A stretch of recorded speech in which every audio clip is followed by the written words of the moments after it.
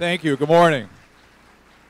From the US of A, here I am. Happy to be here, a privilege to be here. Much like what Zuby said, it is really an honor to be here with you this morning.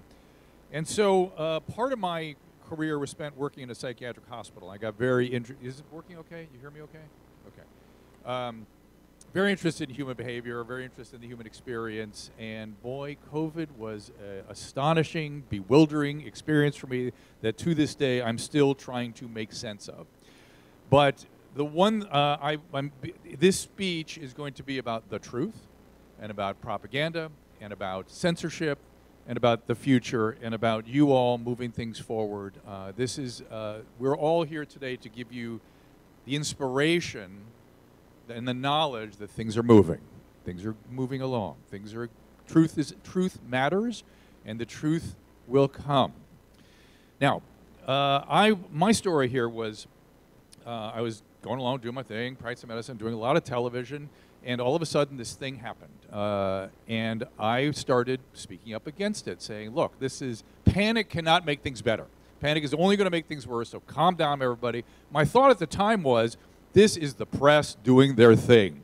They're losing ground, they want eyes, they're going to just make this thing so awful so they get people to watch them.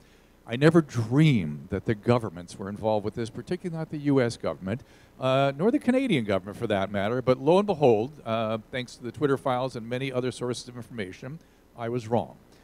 What happened to me was I was canceled. I ended up working out of my own home where my wife set up a little studio, and we just felt like the French underground at that point, just sort of sending out information to people that were interested, just sort of discussing what I was seeing, what I, as a physician, what you should worry about, not worry about. I was astonished that the public health officials locked us down, but okay, I was a good citizen. I'm going to go along with that for the time being. A year later, I couldn't believe we were still on lockdown, but okay, different story. And it all seemed excessive to me. It seemed, I could not understand the risk-reward analysis. I was on television one night, I was doing a local television show, and a school board member came in and said, we're going to lock the LA Unified School Board down. The school's down. I said, why? Why? Who told you to do that? What happened here? What infectious disease consultant told you to do that? No one. It's just the right thing to do. Predictably harming 8 to 15-year-olds in particular. We just sacrificed that age group. It was awful. And I still did not understand the depths of what was going on, the censorship and the propaganda, and I'll talk about that a little later, but some things were exposed as a result of this pandemic. One was that in medicine in the United States, a lot of doctors are employed. They're employees. I didn't know that. Vaccine rollout begged no scientific conversation, which was shocking to me. At the beginning of this, me trying to calm everybody down, the one wrong thing I kept saying was, just listen to the CDC and Dr. Fauci. They will get us through this. Of course, when people criticize me, they cut off that piece of my comment, which I ended every comment with, because I had been through the AIDS pandemic. I was deep in that, treating AIDS patients, and Dr. Fauci was a very helpful resource for me. I understand he's been criticized even for that, but for me at the time, he was very helpful. I was wrong in this current situation that the AIDS model did not apply at all in this case. Medical journals began publishing articles that only supported one point of view. I could not believe that. I saw centralized authority and decision-making in medicine, which is the worst kind of medicine. The medicine is about your most effective unit is a doctor and a patient. That's it. That's your best unit. Safety uber alles, all of a sudden, was the call for everyone. In my city of Los Angeles, we had the mayor getting on TV every night saying, shelter in place, which is a term used for an incoming nuclear weapon. Shelter in place. Now, you're 10 years old, you're hearing your leaders of the city saying shelter in place, your schools are locked down, you can't see your peers at the most critical period of your development when you need them, your cognitive development is cut off, and you're told if you go outside, you're going to kill your family. Shelter in place. This was ridiculous.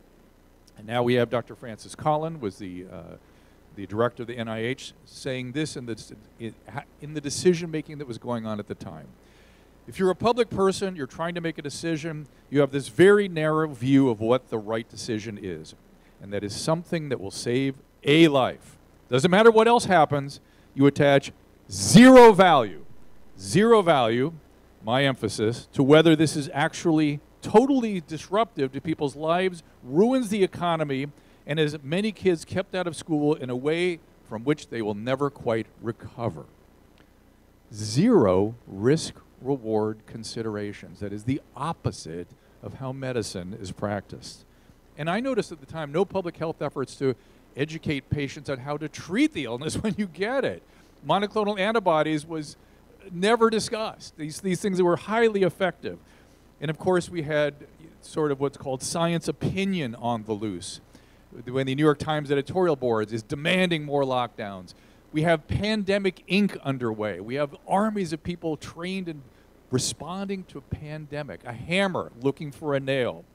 And then you have the Chinese authorities claiming that their lockdown took COVID down to zero. The graphs went like this and then like that, which is, of course, total nonsense, complete nonsense. That was a local communist official trying to impress his superiors. Then someone in Italy, a leader in Italy, saw that and went, you know what, this is my opportunity. I admire the way the Chinese Communist Party operates. I'm going to show our local Italian officials and population that we can do what the Chinese Communist Party does, and I'm going to lock down Lombardy the way they locked down China. That was the Italian story. That guy actually published a book about what he was doing, and he had no sense that he was going to actually suppress COVID. He was just demonstrating how superior the Chinese Communist Party policies were. And then scientists on this continent bought it. We bought it hook, line, and sinker. And then what you see is on the censorship side, you see devastating takedowns asked for by Dr. Fauci, of my friend Dr. Bhattacharya. I've discovered from speaking to Dr. Paul Alexander that 6 feet distancing, which they've now admitted, was made up out of thin air, and yet the whole world bought that. They, at the time, were contemplating 30 or 60 feet because it was a respiratory virus, and they knew it. And Dr. Alexander actually went to Dr. Redfield, one of the leaders, maybe Dr. Redfield, and said, Dr. Redfield, what are you doing? Why 6 feet? Well, we have to do something.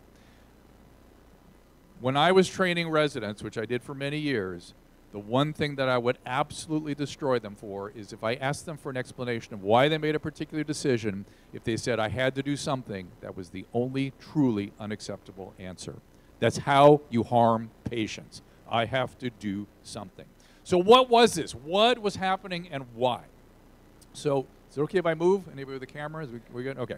So I interviewed Matthias Desmet, who's a psychologist who's been studying the psychology of totalitarianism since well before COVID.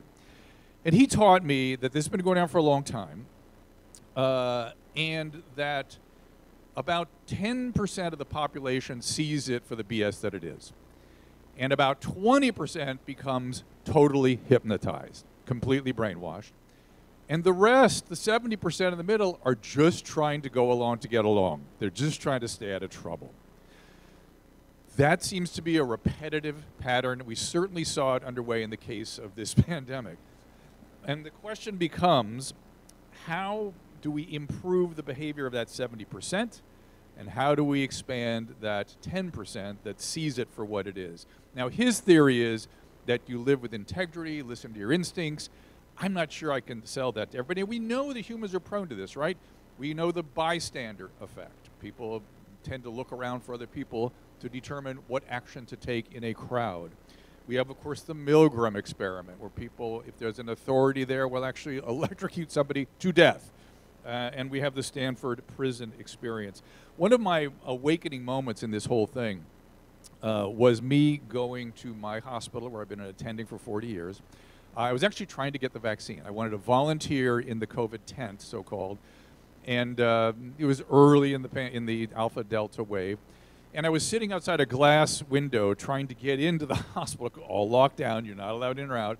And this newly pressed out security guard wearing his new uniform was there, steely glare, looking at me, who are you, what do you want, why are you trying to get into this hospital? I'm like showing him my physician badge. Come in, I have an appointment, I fill out a bunch of paperwork online. I come up to the desk, and this same security guard gets behind the desk and starts screaming at me, where are your papers? Where are your papers? This was like a border crossing from a World War II movie from the 40s. It was the oddest thing I've ever been through. And I had two immediate thoughts. One was, does it feel good to you to speak to senior physicians like this? And the other was, oh, this is how the average German citizen became a prison guard, or this is how they adopt. You think you're going to be one of the good guys when this time comes, but no.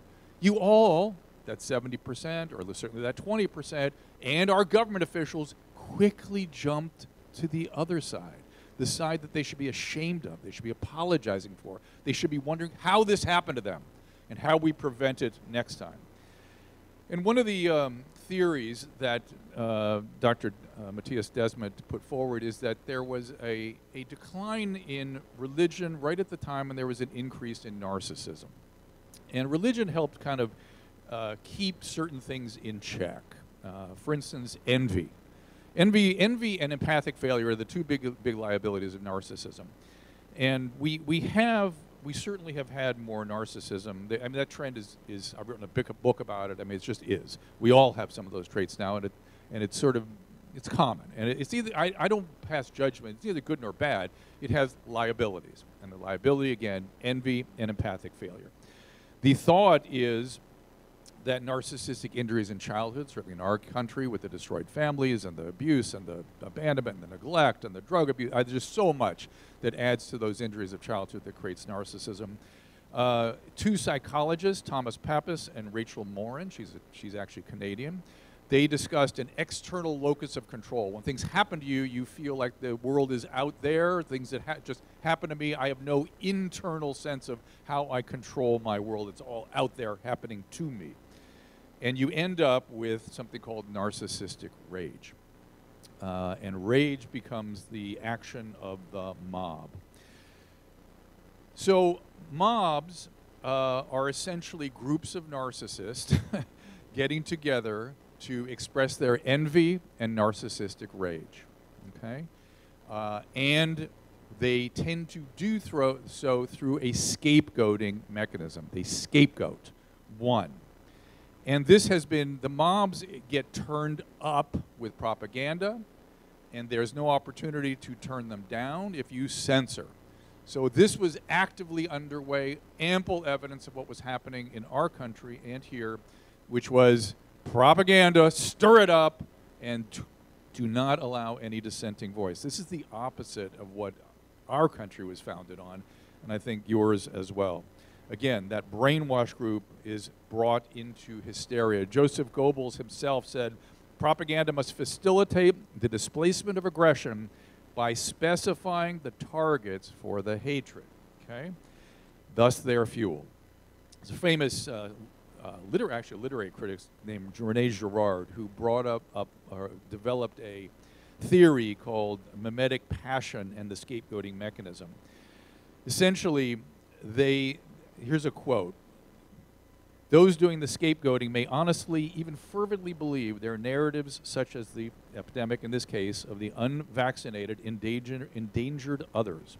As the saying goes, you can't reason them out of a position they didn't reason themselves to begin with. They didn't reason themselves into it to begin with. It's an emotional thing.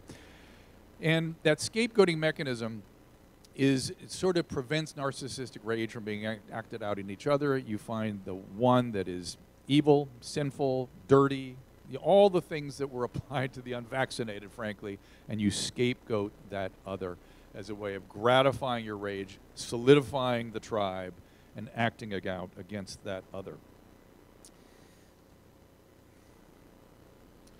Now, the COVID vaccines, this is now Joseph Fryman. I want to read a quote from what he said.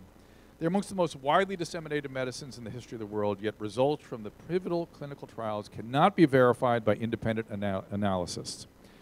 The public has a legitimate right to an impartial analysis of these data.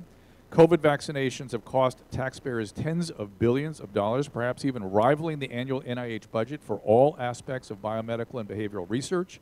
Transparency, reproducibility, and replication are the cornerstone of high-quality science. The time is overdue for Pfizer, Moderna to allow independent scientists and the physicians to see the original data, to replicate the analyses. These small data sets can help answer very important questions and lay to rest widespread concerns over the lack of transparency. This is Dr. Joseph Fryman. The truth matters, and the truth has been under attack for quite some time now. I don't know if you're aware of this phenomenon. There's a famous book, a well-read book now called Cynical Theories, about post-structuralism. And post-structuralism has essentially taken the position that there is no truth. Truth is sort of what you construct it to be. It's all subjective, it's all political. I was trained that my humble job, and humility is in short order these days, is to humbly attempt to ascend to something approximating the truth, because I can never know the truth in full. That only God's know the full truth. But I can approximate it. I can come towards it. I could try to ascend to it with humility. Unfortunately, the post-structuralists have taken hold in academia. The truth no longer matters. The truth is some outdated idea, as is science of some previous generations. It's odd to me that I listened to a French philosopher just the other day talk about how the post-structuralists have no utility in French philosophy any longer, and why the United States is preoccupied with philosophers from nearly 100 years ago that were immediately cast out as philosophy moved forward to more useful kinds of thinking.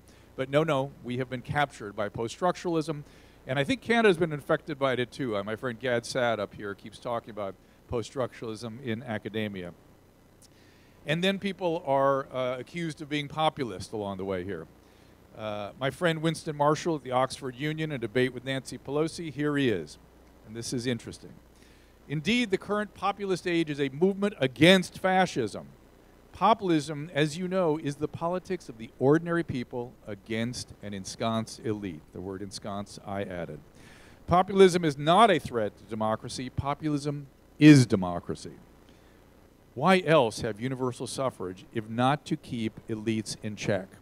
Just as a sidebar, it's supposed to be the fourth arm of the government, the press, that does that, but apparently they no longer consider that their job. I'll tell you what is a threat to democracy. It's Brussels, D.C., Westminster, the mainstream media, big tech, big pharma, corporate collusion, and the Davos cronies. The threat to democracy comes from those who write off ordinary people as deplorable. The threat to democracy comes from those who smear working people as racist.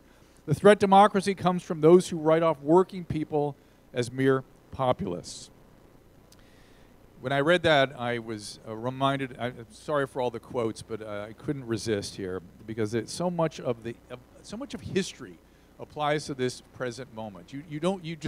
Just a brief survey of the historical landscape, and you will see these things again and again. I got very interested in 1790 France when I saw the mob behaviors and the guillotines come out, which is the cancellation through social media. I actually was, because of all the trauma and the narcissism, I actually was predicting scapegoating well before COVID. I just knew that's how narcissists get together.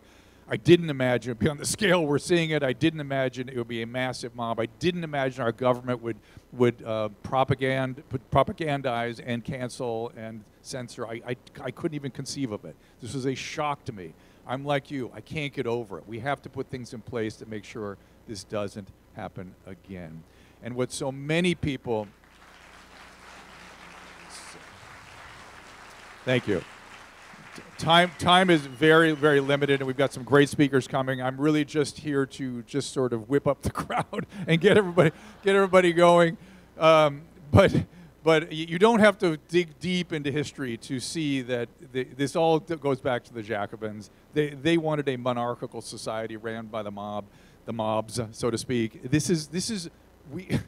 All this incredibly administrative state that you are encumbered with and we are encumbered with was invented by Louis XIV. He perfected this. And the Jacobins wanted to take it over, and then a couple guys in the 20th century said, I'll take it over. And that's how we got the totalitarian regimes of the 20th century. But two quotes I want to give you before I go. My time is very limited. So when I was reading the quote by Mr. Winston Marshall from, help me, what's the band he's from? Mumford & Son, thank you. I also thought of Benjamin Constant in the early 19th century, and this quote, you'll like this.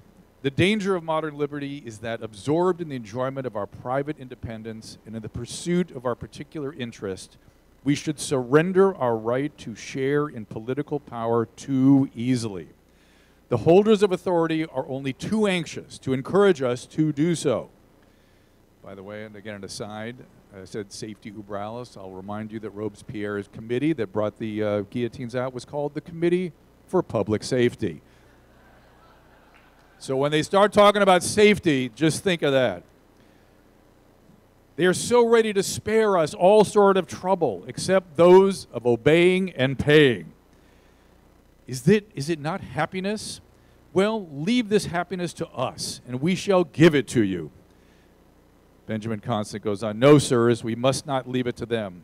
No matter how touching such a tender commitment may be, let us ask the authorities to keep within their limits. Let them confine themselves to being just. We shall assume the responsibility of being happy for ourselves.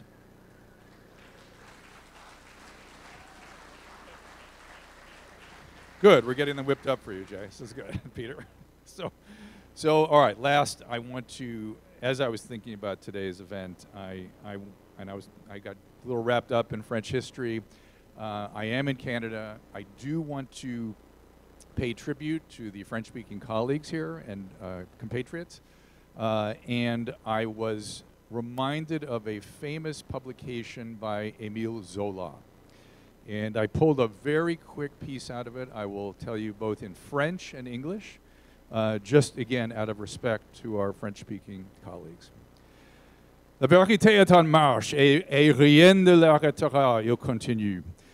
Je l'ai dit ailleurs et je le répète ici, quand on enferme la vérité sous terre, elle s'y amasse. Elle y prend une force telle d'une explosion que le jour où elle éclate, elle fait tout sauter avec elle. On verra bien si l'on ne vient pas de préparer plus tard le plus retentissant des désastres. The truth is marching, and nothing will stop it. I said it before and I say it again. When truth is buried underground, it grows and it builds with so much force that the day it erupts, it will blow up everything with it. We shall see whether we have been setting ourselves up for the most resounding disasters yet to come. I thank you for the opportunity to speak today. Free Canada, as Zuby would say. Thank you so much.